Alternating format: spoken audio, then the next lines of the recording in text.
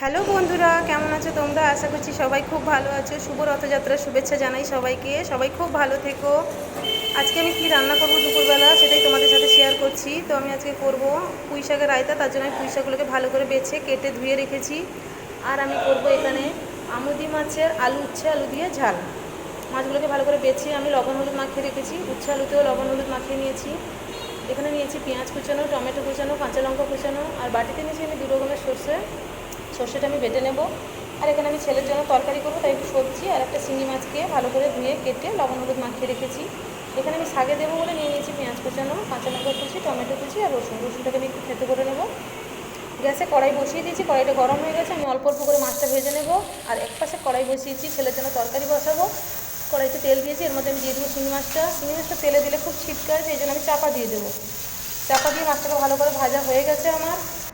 এবারে কড়াইয়ের মধ্যে আমি দেবো পেঁয়াজ কুচানো। পেঁয়াজটা একটু ভেজে নেব, ভাজা হয়ে গেলে এর মধ্যে আমি সব সবজিগুলো দিয়ে দেবো। তো সবজিগুলো দিয়ে এর মধ্যে আমি একটু লবণ হলুদ দেবো। লবণ হলুদ দিয়ে ভালো করে ভেজে নেব।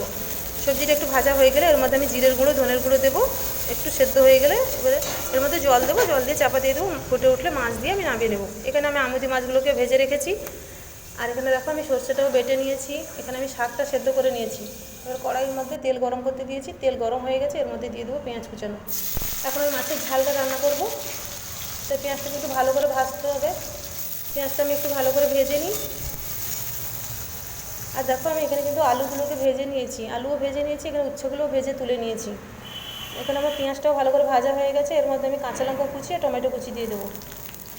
কাঁচা লঙ্কা টমেটোটাকে একটু ভেজে নেব। ভাজার পরে আমি এখানে একটু হলুদ গুঁড়ো, লঙ্কার গুঁড়ো দেবো, দিয়ে ভালো করে মশলাটা কষিয়ে নেব। মশলা কষানো হয়ে গেছে, এর মধ্যে আমি সর্ষে বাটাটা দিয়ে দিচ্ছি। সর্ষে বাটাটাকে আমি ছেঁকে দিয়েছি। এবারে ঝোলটা একটু যখন ফুটে উঠবে তখন আমি ভাজা আলুগুলো দিয়ে দেবো। দেখো ঝোলটা আমার ফুটে উঠেছে। এর মধ্যে এবার আমি সব মাছগুলো দিয়ে দেবো। মাছগুলো দেওয়ার পরে আমি পরিমাণ মতো লবণ দিয়ে দেবো। লবণ দিয়ে যখন নামানোর আগে আমি উচ্ছেগুলো দিয়ে দেবো। তো আমি এখন উচ্ছেগুলো দিয়ে দিলাম। যখন নামানোর আগে তরকারিটা আমি একটুখানি কাঁচা সর্ষের তেল দেবো। সর্ষের তেল দিয়ে আমি নামিয়ে নেব। দেখো আমার তরকারিটা হয়ে গেছে, নামিয়ে নেব। এবার কড়াইটা ধুয়ে আমি আবার বসিয়ে দেবো শাক ভাজা করার জন্য। শাকের জন্য তেল দিয়ে দিয়েছি, তেল গরম হয়ে গেছে, এর মধ্যে আমি রসুন কুচানো দিয়ে দিলাম। রসুনটা ভাজা হয়ে গেলে এর মধ্যে আমি পেঁয়াজ দেবো। পেঁয়াজটাকে একটু ভাজা করব। পেঁয়াজটা খুব লাল করে ভাজবো না, একটু কাঁচা কাঁচা করে রাখবো। কাঁচা কাঁচা একটু খেতে ভালো লাগে। এর মধ্যে কাঁচা লঙ্কা কুচি আর টমেটো কুচি দিয়ে দিলাম। একটু নেড়ে চেড়ে এর মধ্যে আমি শাকটা দিয়ে দেবো। শাকটাকে এর সাথে একটু ভালো করে মিশিয়ে নেব, একটু ভালো করে ভেজে নেব। একটু ভালো করে ভাজা ভাজা হয়ে গেলে এর মধ্যে আমি সর্ষে বাটা দিয়ে দেবো। দেখো শাকটা আমার ভালো করে ভাজা হয়ে গেছে, এর মধ্যে আমি সর্ষে বাটা দেবো।